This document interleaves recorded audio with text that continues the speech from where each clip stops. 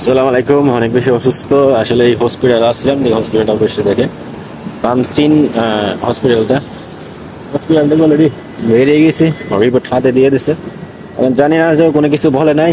হাত রিপোর্ট হাতে ধরে দিয়ে বলছে তুমি তোমার ডক্টরের সাথে দেখা করো, এটা কিছু উনি চেক করে আমাকে বলে দিবে, ঠিক আছে? তো আজ কোনো কিছু বলে নাই। দেখেন পাসপোর্ট কাগজপাতি রাখি সব বন্ধ কিছু।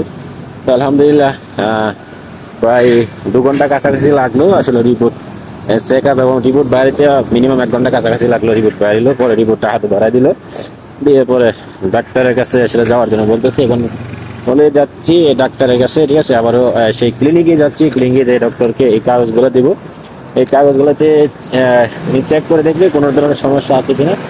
তো আশা করি সবাই দোয়া করবেন। আসলে এই প্রবাসের মাটিতে জানা অসুস্থ হলে, আসলে প্রবাসের মাটিতে অসুস্থ হলে অনেক বেশি সমস্যা, ঠিক আছে? কারণ এই প্রবাসের মাটিতে আসলে কোনো রকম